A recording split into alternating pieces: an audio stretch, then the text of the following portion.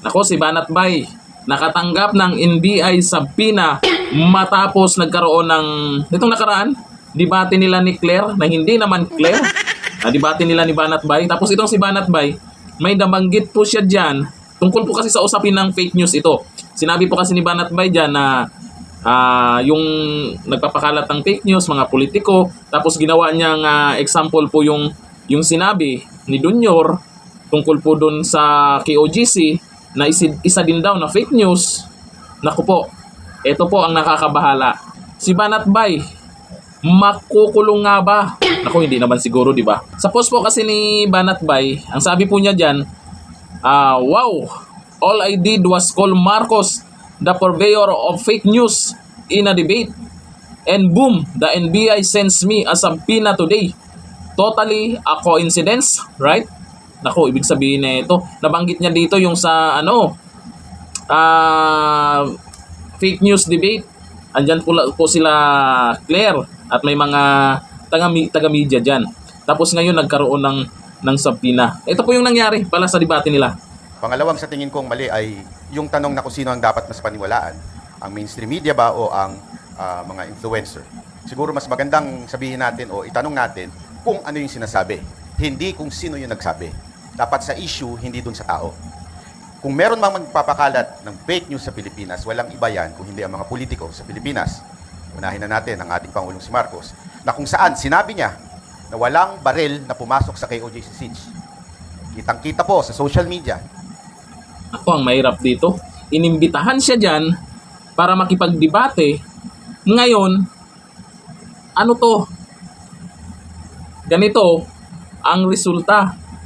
Ito kasi si Banat Bay, kilala po natin ito na tagapagtanggol talaga ng mga Duterte. Nakaraan, maraming mga Duterte supporters din po na nagalit sa kanya noong 2022 election dahil nag-isko po ito. Tapos, binanatan pa rin niya ang mga Marcos or si Dunyor. Kasi po, yung mga Duterte supporters nakaraang eleksyon, andun sumuporta kay Dunyor. Ako din, ganun din. Kasi nga, tandem kasi sila ni Pipi Sara. Ganun tayo, kampi-kampihan. Kung Duterte, yung Vice President, sinama na din si Dunyor kasi yun din ang gusto ni Pipi Sara, di ba? Nasuportahan din ang Pangulo niya. Etong si Banat Bay, isa ito sa kilalang Duterte supporters, nagpaiwan talaga. Hindi talaga siya sumuporta kay Dunyor. At nag-isko siya kasi tumakbong Pangulo din po si Isko. Doon siya kay Isko. Kaya yung ibang mga Duterte supporters talagang binabanatan siya. Pero bandang huli, nakikita po ng karamihan na tama siya. Nakikita po yung naging resulta. Kaya nga maraming nagsasabi na maraming nabudol, dapat nakinig na lang kay Tatay Digong doon sa sinabi ni Tatay Digong at sa kay Banat Bay. Isa din po ako na bumabanat yan kay Banat Bay kasi unit team po tayo noon. Siyempre, unit team, tapos binabanatan ni Banat Bay yung si Dunyor. Huli na lang natin nalaman, may punto siya. At isa siya ngayon na matapang na tagapagtanggol talaga ng mga Duterte. Certified DDS talaga. Yun ang masasabi ko Pero ngayon, eto na. Sa sobrang tapang niya, inimbitahan siya, mga media yung nakapalibot dyan sa debate. Marami nang inimbitahan dyan. Sa mga hindi nakakalam, may mga ibang inimbitahan na dyan. Baka may kasama sa Banateros na inimbitahan na dyan sa debate na yan na nakikita nyo po ang nakapalibot puro taga-media. Siyempre, mukhang kung baga nangyayari dyan, parang pumunta ka sa kampo ng kalaban na mag-isa. Parang ganun yung nangyayari dyan. Ito si Banat Bay, lakas loob na tinanggap yung pag-imbita nila dyan. Ito na nga, sumagot siya sa mga katanungan tungkol sa fake news po kasi ang pinag-usapan. Ang nangyari, ginawa niyang sample yung ginawa ni Dunyor.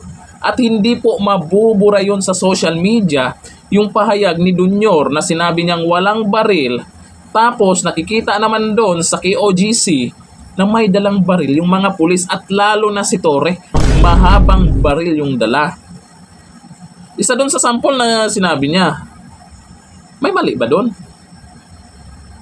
May mali ba doon? Anak ko, ito ang nakakabahala, di ba? Yung mga kilalang vlogger ay mukhang ito na, may sabina na sa NBI. Makukulong nga ba si Banat Bay? Nako, yan ang ating aabangan. Hanggang dito na lang. Thank you. Bye-bye.